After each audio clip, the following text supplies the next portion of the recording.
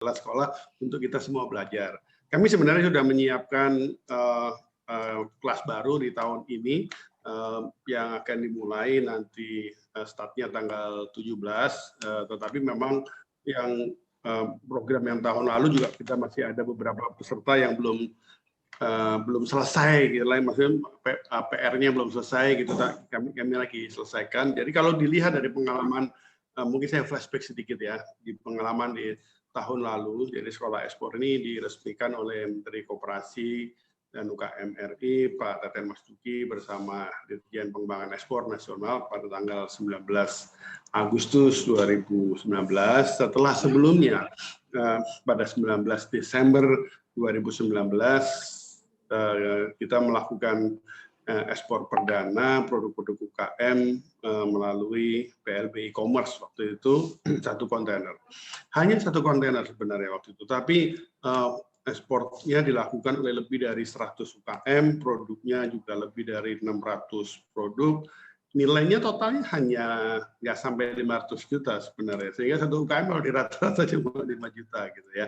Nah, tetapi ini memberi breakthrough ternyata bahwa oh iya bisa juga ya UKM ini kalau kita rame-rame, fasilitasi rame-rame, kita bisa ekspor. Nah, berdasarkan pengalaman itu kemudian animo mengekspor menjadi sangat besar. Waktu itu programnya diinisiasi oleh Kadin Indonesia bidang perdagangan, khususnya di Komite Ekspor, saya sendiri Ketua Komite Pengembangan Ekspornya, dan bersama dengan waktu itu dengan selain Kementerian Perdagangan, Kementerian Koperasi UKM, juga Direktorat Jenderal Bea dan Cukai yang mendorong terus gitu Pak Dirjennya, Pak Heru, dan ini momentum ini kita lanjutkan. Dan ketika pandemi yang lalu memang ketika mulai pandeminya kan musim inilah ya, musim webinar waktu itu ya. Sekarang kita melakukan webinar.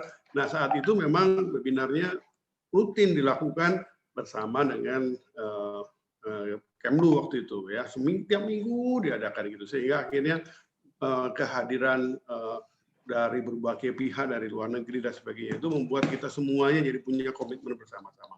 Nah, ini kan nggak bisa hanya dimulai begitu saja gitu ya. Lebih dari 2.000 peserta mengikuti, tidak hanya dari seluruh Indonesia, tapi juga banyak teman-teman dari mancanegara. Animo mengekspor menjadi sangat besar. Nah, tadi Mbak Dwi menekankan berkali-kali soal kurasi tadi. Memang akhirnya setelah kita jalan berbulan-bulan, sudah cukup banyak yang kemudian melakukan ekspor. Tadinya kita mau rame-rame ekspor, tapi pandemi membuat sulit dilaksanakan, tapi semua laporannya kita terima. Nah, kita sekarang mau menata lebih baik lagi. Karena kenapa kita tata? 2020 kita sudah start, dan hasilnya menurut saya sudah baik. Nah, 2021 kita ingin lebih besar lagi. Kenapa lebih besar? Karena infrastruktur kita sudah makin siap. Ya, laporan BPS barusan beberapa hari yang lalu menunjukkan bahwa ekspor kita turun lagi ya, turun lagi, dan ini bahaya memang, turun lagi. Sebenarnya terjadi surplus tapi ekspornya turun lagi ya karena banyak masalah, karena ya pasar luar negerinya lagi turun, tapi juga ada kendala mengekspor. Sekarang ini kalau ekspor dalam jumlah besar, kontainernya sekarang sulit. Harga pengiriman untuk pengiriman pakai laut juga naik, banyak sekali naiknya. Nah, tetapi di satu sisi juga memang kita juga lihat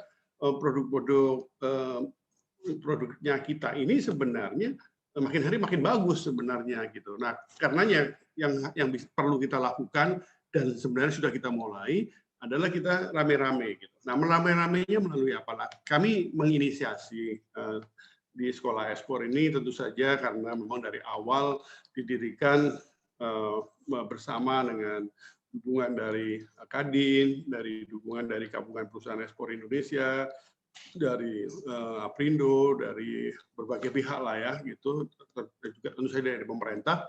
Nah, maka tahun ini kita akan optimalkan memang istilah yang tahun lalu sudah kita mulai, UKM, produk UKM khususnya go retail, go digital, go global gitu. Nah, ini saya rasa jadi rute. Dan kami di Sekolah Ekspor akan memulai program nanti tanggal 17 itu ada beberapa kegiatan paralel yang kita langsung siapin, ada 20 kegiatan ke depan yang kita sudah siapkan ke depan.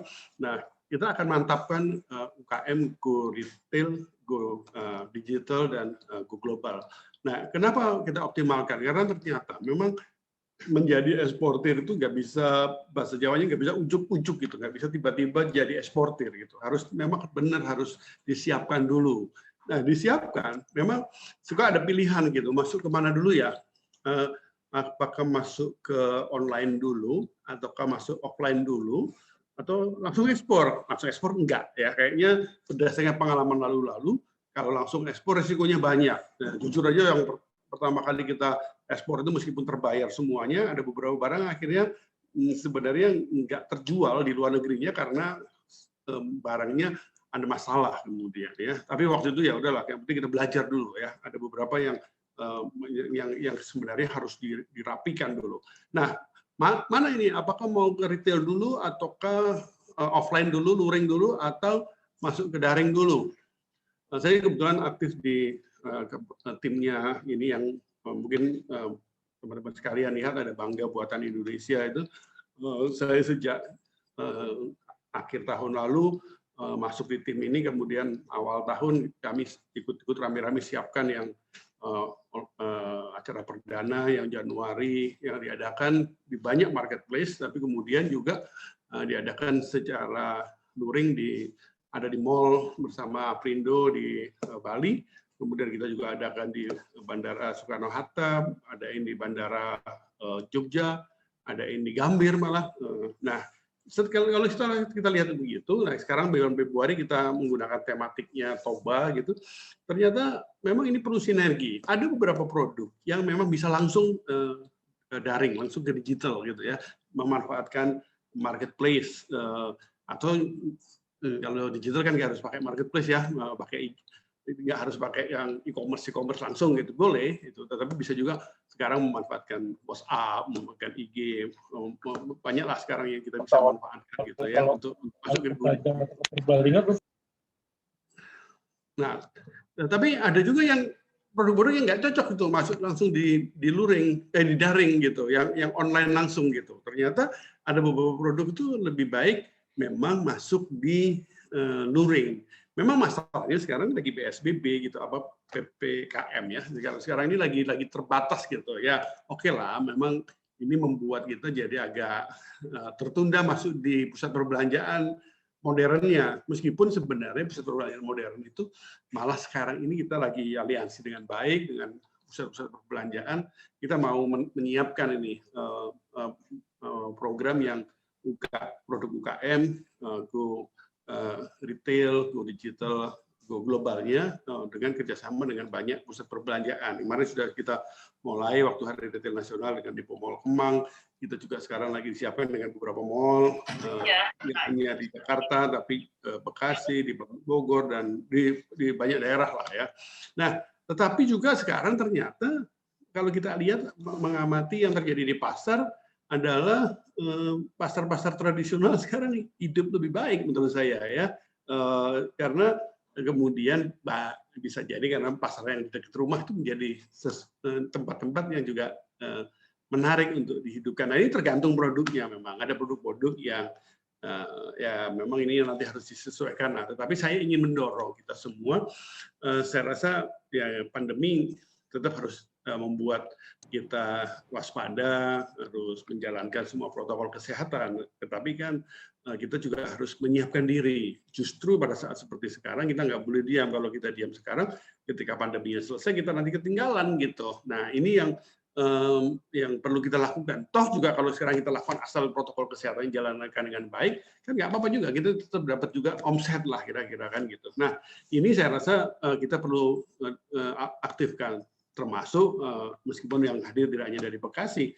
Ini karena Pak Benny Tunggul ini motornya Bekasi, ini saya rasa perlu dipertimbangkan untuk memilihlah beberapa pusat perbelanjaan dan retail yang bisa kita rame-rame sama-sama, karena kepentingan sama-sama lah ya, kita ingin hidupkan ini. Nah, kemudian juga ada pertanyaan, produknya produk apa?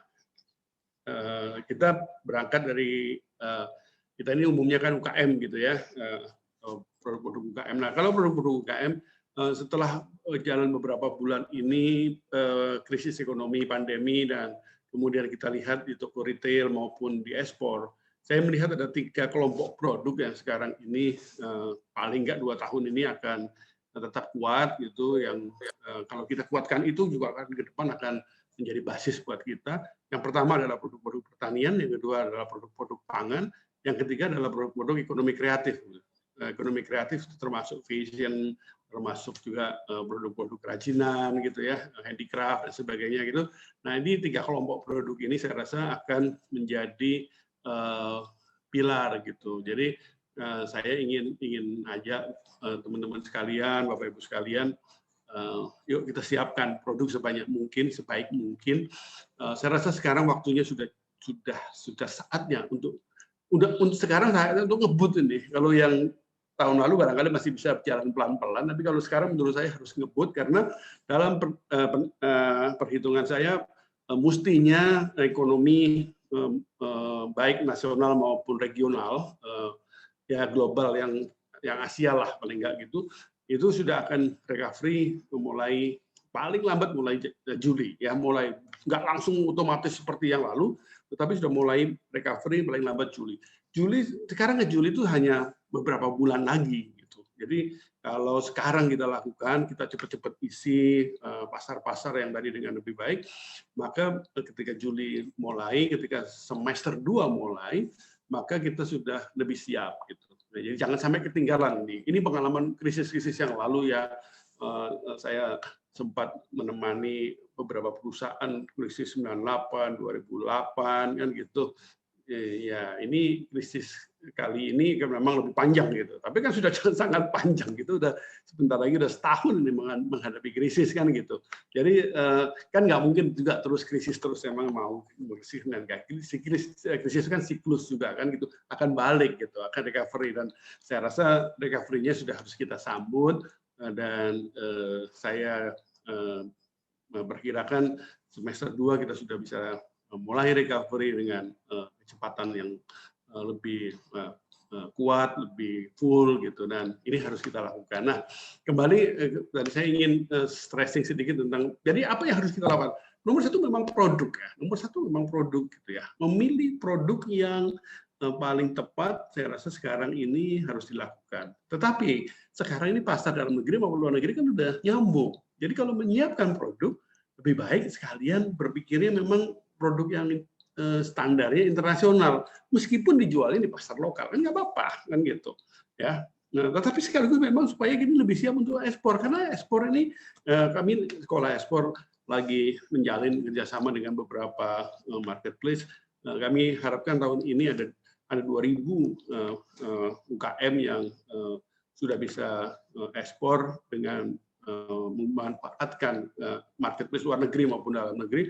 Nah, ini yang akan kita optimalkan. Nah, ini harus disiapkan dari sekarang. Nah, penyiapan produk-produk dengan standar internasional ini perlu kita lakukan karena sekarang ini ekspor menjadi makin mudah. Makin mudah. Tahun ini saya melihat banyak hal fasilitas yang mempermudah kita melakukan ekspor, dan saya rasa kalau sudah seperti itu, maka produk-produk kita sebaiknya produk yang sudah sekaligus berorientasi internasional, meskipun kita masih belum pengen ekspor ya, meskipun nggak apa-apa kan, kita bisa mulai dulu di pasar dalam negeri. Saya rasa itu dulu, Pak Beni. Terima kasih atas kesempatannya. Tapi yang pasti aku seneng nih kumpul-kumpul sama ini nih, sama guru-guru di lapangan nih. Siap. Sebenarnya kita belajar dari Bapak juga nih. Oke, terima kasih Pak Dito. Luar biasa banget ya presentasinya. Saya melihat bahwa ternyata kesiapan UMKM perlu. Ini Prof Ben kayaknya Pak Andito harus hadir terus nih. Oh iya, nanti akan jadi bukan lebih tapi ini ngomong-ngomong yang di Singapura ini, aku nitip PR boleh nggak ya? Kami lagi menyiapkan ini beberapa gerai retail di Singapura. Nah, tolong kalau bisa ada salah satu atau salah dua atau salah banyak kolaborasi sama Pak Enos Justin ya.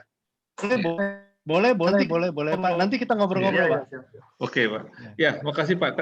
Ternyata dalam masa pandemik ini bahwa ternyata bukan hanya go digital yang harus dipersiapkan para UMKM, Pak, tapi juga go retail dan go global, Pak. Apalagi tadi saya melihat ada produk pangan, produk kreatif dan produk-produk yang bisa siap ekspor. Nah, Pak Dito, Ibu Dwi, Pak Wisnu dan Ibu Fenty, terima kasih presentasinya. Di sini saya lihat banyak sekali pertanyaan, Pak, ya mungkin yang bisa saya bagikan, tapi saya akan baca dulu. Ada pertanyaan yang diberikan langsung kepada Ibu Fenty dan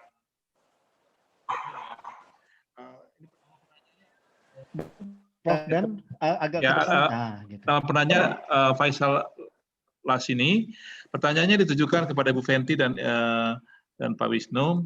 Isi pertanyaannya, effort awal dan kesiapan apa saja yang dilakukan oleh UMKM untuk dapat go internal? Ini Prof Ben, saya bisa tambah titik pertanyaan nggak, Prof? Ya boleh, boleh. Menarik. Boleh. Yang kedua silakan Pak Enos. Ya. Jadi udah penasaran udah geregetan soalnya saya lihat. Tadi geregetan menarik. Saya harapkan juga buat teman-teman menggunakan sarana ini untuk bisa kemudian bertanya karena pakar-pakarnya ada di sini. Pertama buat Pak Wisnu. Saya ini seringkali melihat postingan Bapak di marketplace jagoan ekspor. Nah ini bagaimana caranya untuk menjangkau jagoan ekspor, menjangkau UMKM Pak? Itu pertama. Yang kedua adalah untuk Pak Wisnu sama Ibu Fenty. Ibu Fenty. Bu Fenty, ini kan petarung di lapangan nih mengenai UMKM yang sudah coba juga keluar ya. Nah, pertanyaan saya, Bu, apakah ketika keluar atau misalnya juga ke Pak Wisnu ya, pernah nggak setelah kirim barangnya di negara itu di reject, Pak, Ibu? Yang kedua, yang ketiga pertanyaannya adalah apakah ketika ikut pameran di luar itu paling sedikit bisa balik modal nggak untuk UMKM? Kira-kira itu. Ini mungkin pertanyaan juga dari para UMKM yang lain yang mungkin ada pertanyaan tapi masih malu-malu. Silakan Prof. Silakan Ibu Fenty dan Pak Wisnu ya. Ini dua pertanyaan dari Ibu Pak Faisal dan Pak Enos. Silakan. Ya, silakan. Ya, saya dulu atau Pak Wisnu dulu? Ibu Fenty ya. Ibu Fenty. Baik, terima kasih atas pertanyaannya. Memang ini adalah tantangan kami ya. Saya sebagai dari K9Z yang memiliki produk ini, pada saat saya dipercaya untuk pameran di luar, kemudian